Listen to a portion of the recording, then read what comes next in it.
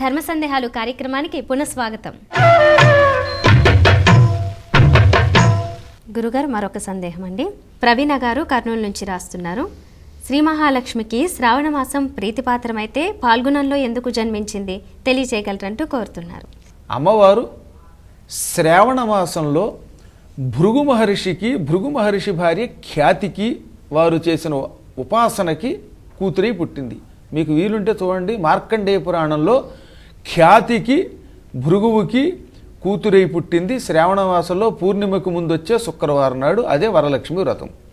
మార్గశీర్ష మాసంలో క్షీరసముద్ర మథన సమయంలో మళ్ళీ పుట్టింది. ఇలా లక్ష్మీదేవి ఎన్నో పర్యాయములు ఒక్కొక్క వ్యక్తి కోసం ఆవిర్భవించింది. భూలోకానికి ఆ తల్లి కరవేరపురానికి వచ్చింది. అదిగో అది కార్తీక పూర్ణిమ. ఈ విధంగా ఒక్కొక్క పూర్ణిమ నాడో లేకపోతే ఇంకో తిథి నాడో ఆవిడ ఆవిర్భవించినవన్నీ కూడా అమ్మవారి జయంతులే. విష్ణు ఎలా అయితే అవతారాలు ఎత్తాడో అమ్మవారు లక్ష్మి కూడా అనేక రూపాలు ధరించటం వల్ల ఆ తల్లికి చాలా జయంతులు ఉన్నాయి.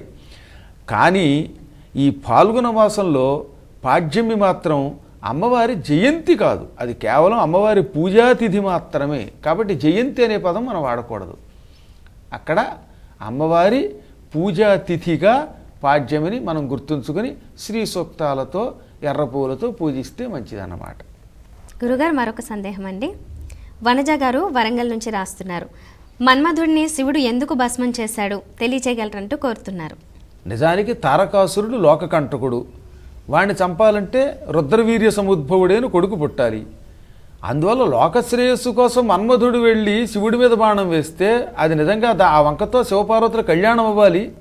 ఇందులో మన్మధుని తప్పేముంది? అనవసరంగా శివుడు కన్ను ఎర్ర చేసి మూడవ కన్ను తెరిచి మన్మధుడిని ఎందుకు భస్మం చెయ్యవలసి వచ్చింది అని ఒక చాలా లోకంలో కుతూహలపూర్వకమైనటువంటి ఒక ప్రశ్న ఉంది.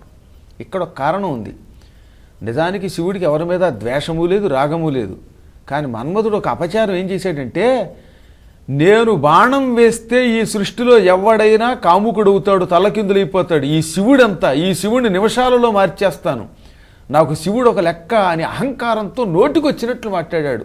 పైగా ఇంద్రుడి దగ్గర, పక్కన వసంతుడి దగ్గర దేవతలంతా వింటూ ఉండగా వీరావేశాలు పలుకుతూ మీసం వెలివేశాడని దాని గురించి శ్రీనాథుడు కూడా హరవిలాసంలో చాలా బాగా రాశాడు. శివపురాణంలో అయితే ఏకంగా ఒక అధ్యాయం అంతా మన్మధుని అహంకారం గురించి రాశారు.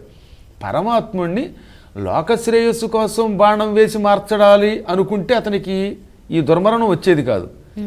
శివుణ్ణి ఏదో సామాన్యుడి కింద లెక్కేసి శివుడంతా వాడి మొహం ఎంత, వాడిని చటుక్కుని బుట్టలో వెయ్యపోతానా, నేను బాణం వేస్తే ఎంతటి వాడైనా కాముకులైపోతారు, వావి వరసలు మరిచిపోతారు అంటూ వీరావేశాలు పలికి శివుణ్ణి లెక్క చెయ్యక అహంకరించిన పాపం వల్ల మన్మధుడు భస్మం అయ్యాడు. లేకపోతే శివుడు మూడవ కన్ను తెరిచేవాడు కాదు. కాబట్టి ఎప్పుడైనా పరమాత్మని భక్తితో వశం చేసుకోవాలి తప్ప అహంకారంతో, రజోగుణంతో, వీరావేశంతో పడగొట్టాలనుకున్న వాళ్ళందరికీ కూడా మన్మధునికి పట్టిన గతే పడుతుంది అని హెచ్చరించడానికే ఈశ్వరుడు మూడవ కన్ను తెరిచాడు.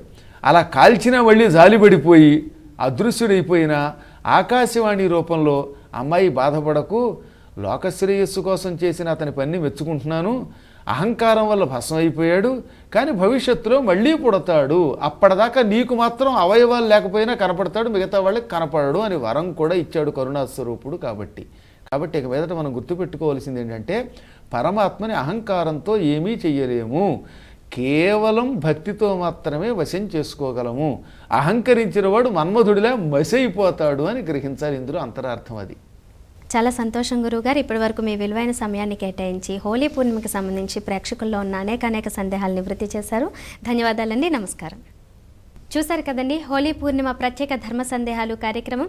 మరి మీకు కూడా ఏవైనా ఆధ్యాత్మిక సందేహాలు కలిగినట్లయితే ఉత్తరాల ద్వారా, ఈమెయిల్స్ ద్వారా మాకు రాసి పంపించవచ్చు. మా చిరునామా ధర్మ సందేహాలు, కేర్ ఆఫ్ భక్తి TV, road number 92, Jubilee hills, Hyderabad 5,96,000.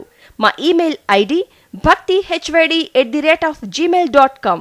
ఇది ఇవాల్టి ధర్మ సందేహాలు కార్యక్రమం. తదుపరి కార్యక్రమంలో మళ్ళీ కలుద్దాం. అంతవరకు సెలవు. నమస్కారం.